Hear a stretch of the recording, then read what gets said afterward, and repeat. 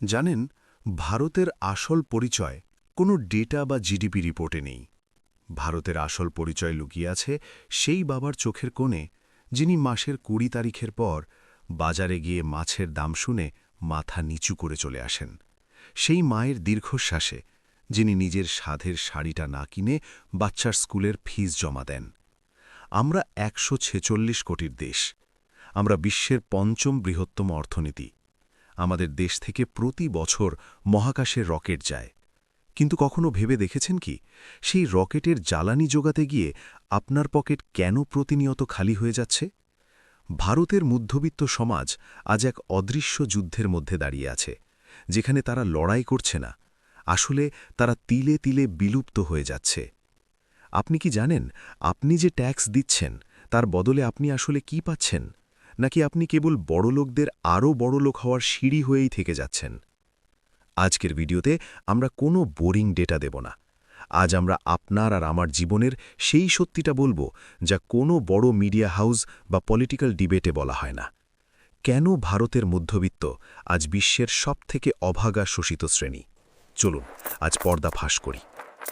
কল্পনা করুন, আপনি সারা মাস হাড় ভাঙা খাটনি খাটলেন, রোদ জল বৃষ্টি মাথায় নিয়ে কাজ করলেন। মাস শেষে আপনার অ্যাকাউন্টে যখন বেতনটা ঢোকার কথা, দেখলেন তার একটা বড় অংশ আগেই উধাও হয়ে গেছে। কেন? কারণ আপনি সৎ নাগরিক, আপনি ইনকাম ট্যাক্স দিয়েছেন। কিন্তু গল্পটা এখানেই শেষ নয়। আসল খেলা শুরু হয় যখন আপনি সেই বাকি টাকাটা নিয়ে বাজারে পা রাখেন। ১ লিটার তেল কিনছেন, ট্যাক্স দিচ্ছেন।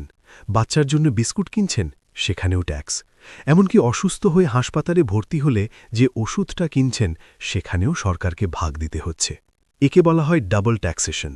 ভাবুন তো একবার, আপনি আপনার উপার্জিত আয়ের উপর একবার ট্যাক্স দিলেন, আবার সেই টাকা খরচ করার সময়ও প্রতি পদে ট্যাক্স দিচ্ছেন। আর এই ট্যাক্সের টাকায় যখন বড়লোকদের কয়েক হাজার কোটি টাকার লোন মাফ করে দেওয়া হয়, তখন কি আপনার রক্ত গরম হয় না? এবার একটু বাস্তবটা দেখুন। গত ১০ বছরে আপনার বেতন হয়তো দ্বিগুণ হয়েছে, কিন্তু খেয়াল করে দেখেছেন কি আপনার বাজারের ব্যাগটা কেন আগের থেকে হালকা হয়ে গেছে?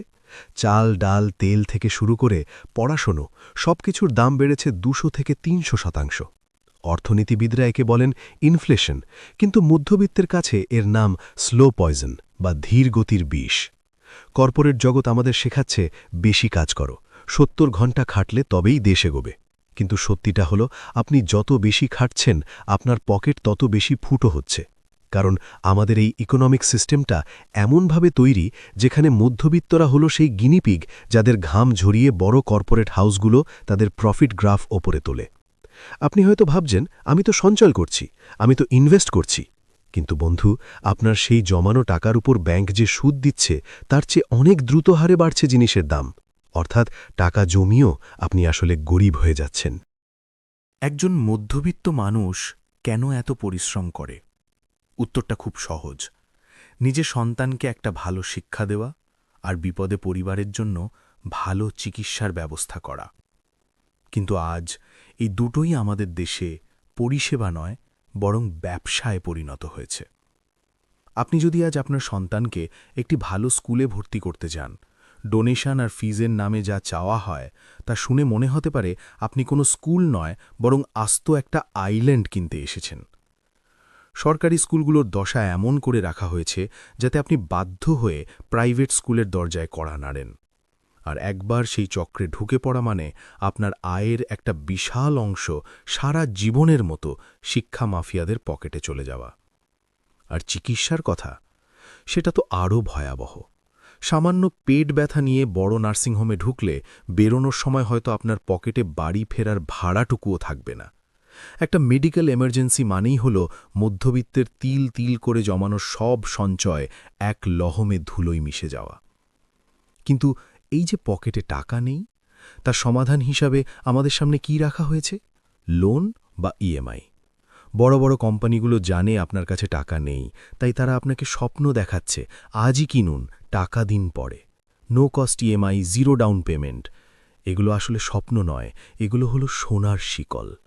আপনি যখন ১ লাখ টাকার আইফোন বা ৫ লাখ টাকার গাড়ি ইএমআইতে কেনেন, আপনি আসলে নিজের আগামী ৫ বছরের স্বাধীনতা ওই কোম্পানির কাছে বিক্রি করে দিচ্ছেন।